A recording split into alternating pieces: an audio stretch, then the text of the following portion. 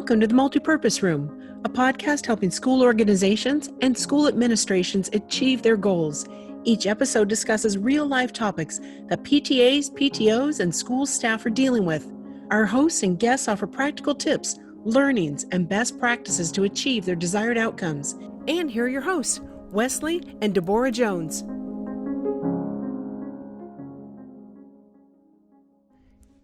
Teachers are very well suited and trained to execute on the core elements of their job, teaching and connecting with students. They often enter their career because of their passion and ability in these areas. They then receive training on the standards and curriculums for their specific grades.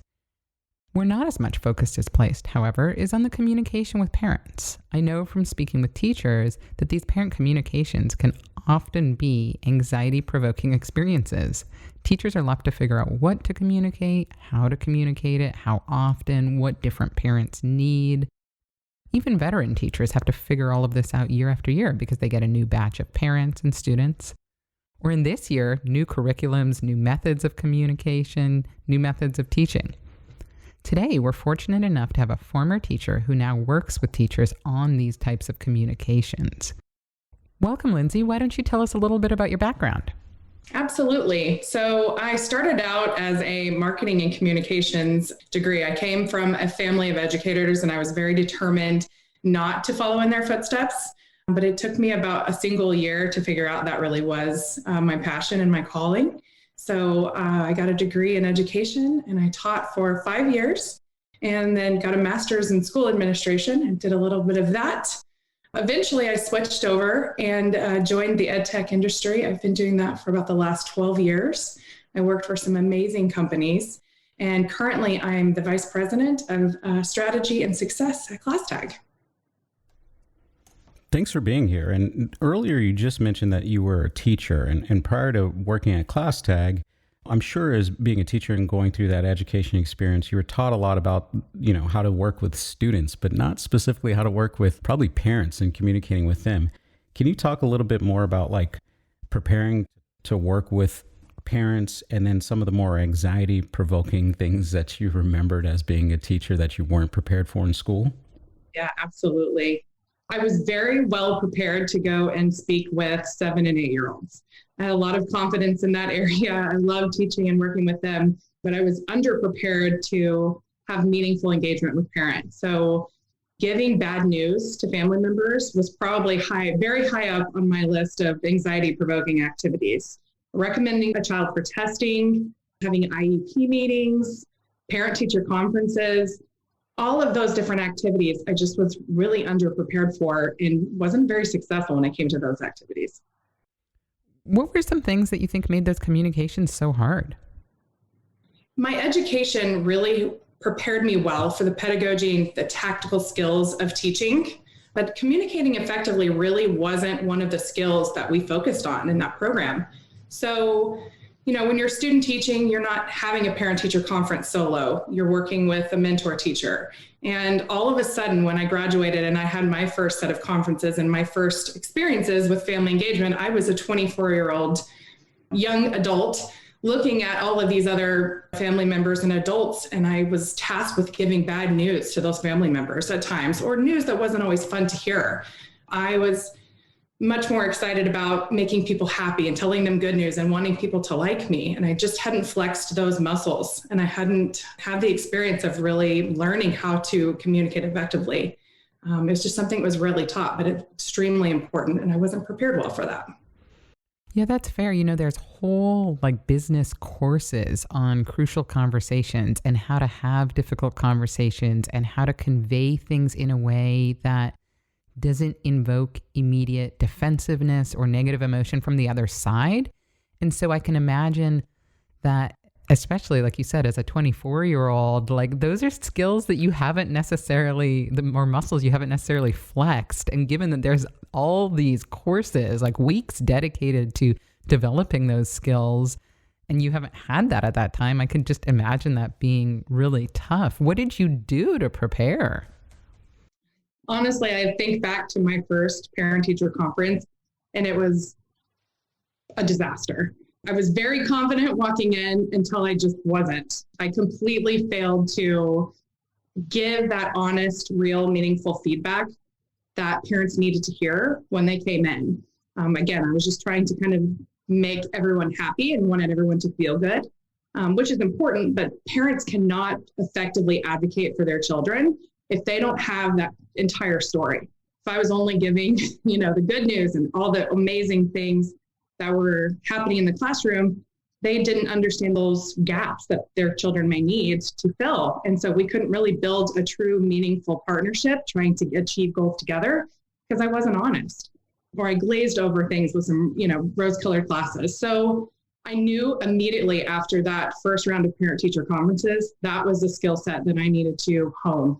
I left, I met with my parents who again were former educators. I had them do mock parent-teacher conferences with me. I listened to veteran teachers have tough phone conversations. I sat in on meetings that they were having, and I just listened to how others were doing it. And I practiced out loud over and over and over again and kind of made myself have those tough conversations and ask for feedback from a lot of people until it was comfortable for me to start doing. That's impressive that you did all of that work. I think that one of the things you mentioned really highlights the importance of being able to have these types of conversations, and that is the parents being able to actually engage, and the two of you coming up with an action plan, or three of you, depending how many, coming up with an action plan together. It also probably is very helpful so that come report card time, there isn't a surprise, because you're still going to grade that student based on what you're seeing. And if you've glossed over the difficult parts, there may be a surprise at report card time that then you have to deal with an even more difficult communication. So honing these skills is just so critical. You're absolutely correct. It seems like it was very handy that your parents were both educators and that you can turn to them and ask those type of questions. Looking back now, if you were going to start all over again with the knowledge that you have today, what things would you have done differently to prepare? How would you prepare for these conversations or tools that you would put in place to have more success with parents? Looking back now, I think that I had the wrong mindset. Again, it was really about making everyone comfortable and building relationships, but I didn't think about the outcome or the objective of these conversations and kind of the end goal. And I think parent-teacher conferences and any communication that you have with a family member has a very specific purpose. Ultimately, we are working together to prepare children for subsequent years of education and to help them thrive. And, it's much easier to set up and build a plan with that kind of goal in mind. And so if I'm giving feedback to a family member and they understand that we have this common goal of helping their children succeed, then we're talking through, here's what your child is doing very well. Here are those holes and those gaps. Let's think through how we can fix that, ultimately to stay on the correct trajectory and to be successful. And I think if I'd gone in with that frame of reference from the beginning, the parent would have understood better. We all would have been on the same page, and we all would have kind of had a common goal that we're working towards together. That makes a lot of sense. Reframing the perspective, I think, is something that is critical, and that perspective of working in partnership with the parents to make everybody better and to prepare for future years of success makes a lot of sense. If you think back to any particular skills that came out of maybe your conversations with your parents, are there any skills you would say, yeah, that was a helpful skill to practice or to learn? I can remember my dad, and to this day, I still use this, and it's so simple, but he would tell me when you're communicating with someone and they're frustrated, it's not usually about you. There's a lot of circumstances that are happening in their world, in their environment, and it's not necessarily about you. So if you hear something or have a tough conversation, take yourself out of that equation and think through how to move forward. I use that all the time. But initially, when I was, young and starting out, anytime that someone was unhappy or frustrated, I took it to heart. I think the other thing that I learned early on was not to shut down if we ran into challenges. I think it's kind of like any other relationship that you're in, whether it be with a spouse or a friendship. If something gets tricky, something gets hard, or, something going poorly, the worst thing you can do is kind of shut down, not communicate, pull back. And I think that's people's tendency, is to kind of protect themselves and avoid some of those anxiety type situations. But I think that is an opportunity to communicate more Clearly, there's something that we need to work on. There's something that we need to solve. So let's talk more often until things get back in the right footing. We're back on that path to making sure that your child is successful. So over communicate, especially in times of challenges. So fast forward today, right? You're no longer a teacher. You're kind of in the business world, right? So what are some of the ways that class tags are preparing teachers or supporting teachers through its tool to have some communications or have some of these conversations with parents? Our customer success team kind of thrives and kind of gives a lot of best practices to our educators based on this concept of the 3 C's. So connect, make it continuous, and have a course of action. So in terms of connecting, I think it can't be surface level connections. You have to go out of your way to build a real and meaningful conversation and relationship with your families. So I love to share with people to set up a welcome call, whether you're teaching remotely, whether you are having brick and mortar classroom situation, have a call with every family member before school even starts. Get to know them, meet them at their level. Are they working from home? What languages do they speak? What are their goals for their children, not just academically, but emotionally? How do they feel comfortable communicating? Get them really talking about their child. Let them tell you fun stories, and never make any assumptions about what their child or their family members like. Really build a true relationship, and that's the best possible way to start the relationship on the right foot. The second C is that continuous aspect. Make the conversation ongoing. If it's not something that happens on a regular rotation, you kind of miss that. I think educators are starved for time, and that's usually one of the easiest things to kind of put on the back burner because they're so busy and so overburdened. But if you're kind of developing a schedule for how often, maybe you figure out a way to talk to every family member once a month. That's really going to make a huge impact on their child's education. And then finally, this course of action concept. I think teachers are the very best at procedures and routines.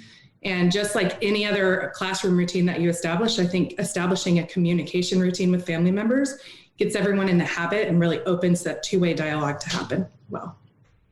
I like the 3 C's. I think that's first of all, I like things in threes because it's easy to remember, but then the fact that they're all C's, that I think that's a really helpful way to make it a succinct concept. What are some quick tips that make communications easier for teachers to do?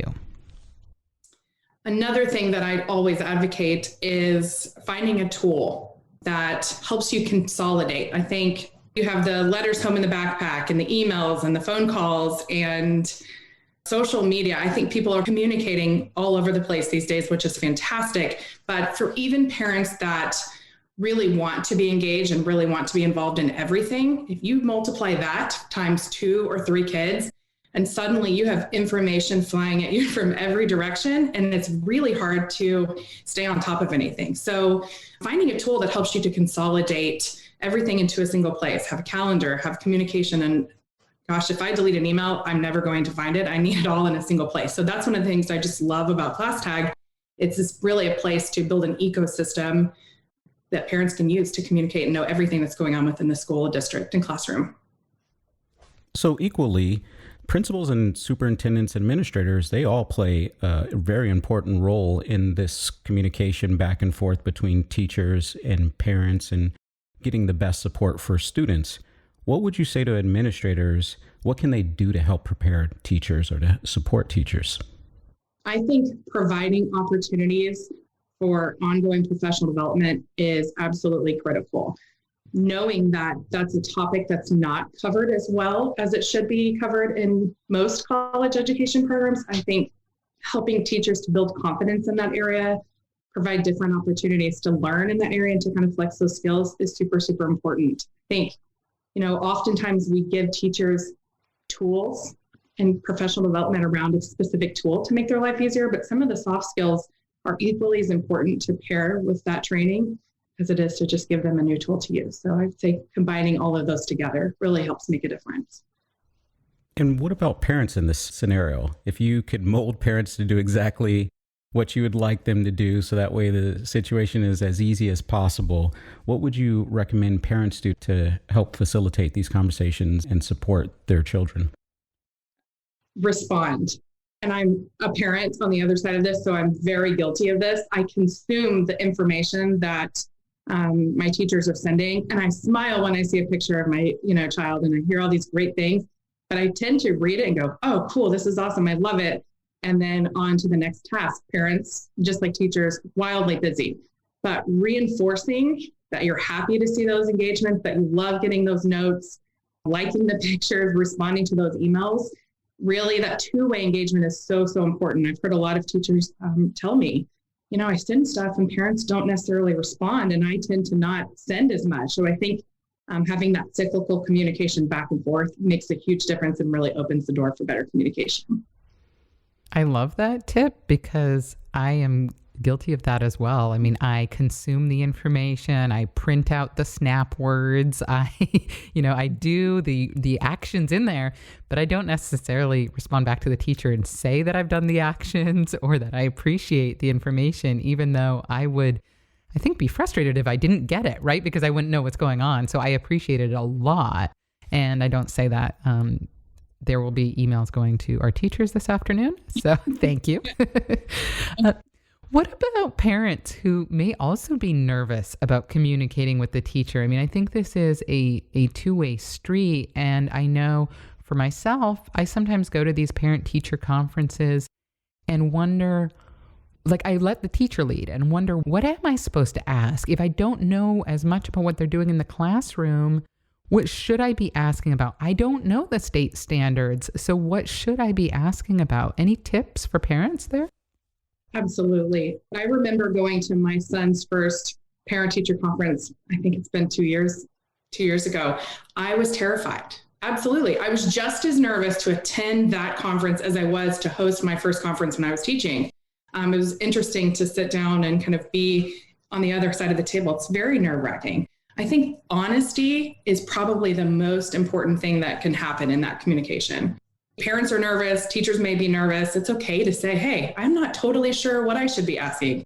What do I need to know?" And just have a real honest conversation, but just start talking. I think taking the role of being your child's advocate is is the other mindset I would always remind people. So, the child can't necessarily speak up for themselves or doesn't know the questions to ask. So ask everything to make sure that you're getting to that end goal with that kid. I love the concept of student-led conferences as well when they get a little bit older. I think that's amazing. But in terms of the questions to ask, what themes do you see at home? Do you see things that you may find that they might be struggling with? Ask how they do those things in the classroom. How's their fine motor skills? How's their reading? Sometimes you'll see that it's very different in the classroom than it is at home. Do you struggle to get them to listen at home, but they're sitting down in their classroom all day long listening with perfect behavior? You'd be amazed how many times I would tell a parent, "They're amazing. They're so great at school. They have the best behavior. They share so well." And their response was, "Really? Are you sure?" And so, ask all those questions that you may have concerns about. And then my other favorite question is, what's your favorite thing about my child? It may surprise you. You may hear something that you don't know, but it can kind of light a spark and get you talking about some things that are really fun. I really like that what is your favorite thing about my child? I mean, it really puts things in perspective of why we're here, what we're trying to accomplish, and who's at the center of all of this that's going on. Any last thoughts for our teachers or considerations? I just kind of reflect back on my year trying to take care of my kids at home, do remote learning, everything that's happening. And I don't know how teachers are doing it. They're preparing lessons for remote learning. They're preparing lessons for blended learning, and they're putting themselves in a very challenging situation every day. And I have always known that I have a passion for teachers, and I'm amazed by what they do. But if any year really stands out as to why teachers are just the core of our society, I think that's absolutely evident this year. And I would just say thank you to them. It's been a lifesaver for me personally, and I know for a lot of people. We couldn't agree more. And with respect to the topic of communication, I also think that trying to make it perfect is not what we as parents are looking for. I mean, just sending something out, even if it's one paragraph of your thoughts for the week, I think that's great. And we want to build that partnership. And so I would encourage teachers to do that. I think that you've given us some great thoughts here today. For teachers, the 3 C's with connect, make it continuous, and have a course of action. I think that is really critical. Welcome calls with each family. Great practical tip that teachers can put into place. Maybe their welcome meetings next year in the fall. Maybe their welcome calls. We don't know. Either way, welcome and understanding during that time is great. And then when you're in the moment and someone is frustrated, making sure that you're not blaming it on yourself. You're thinking it's not about you. Take that emotion out of the conversation and continue to center around the child. I think that's great. And then finally, don't shut down when running into challenges. That's an opportunity to really lean in more. I think those are all really great tips for our teachers and for our parents. Respond to your teacher's content that they're putting out there, whether it's an email, whether it's a call, whatever it is. Say you like it. Say that you want more. I think that's really helpful. And then asking that great question, what is your favorite thing about my child? Which I know we're definitely going to use in our next parent-teacher conference. So thank you very much, Lindsay. We've really appreciated having you and your thoughts on the podcast today. Fantastic. Thanks for having me. Make sure to visit our website at themultipurposeroom.school and subscribe to this show. If you like the topics on the show, we share additional resources on our company blog at k12clothing.com and click on blog. Thanks to Squad Locker for making this show possible, and we'll see you next week in the Multipurpose Room.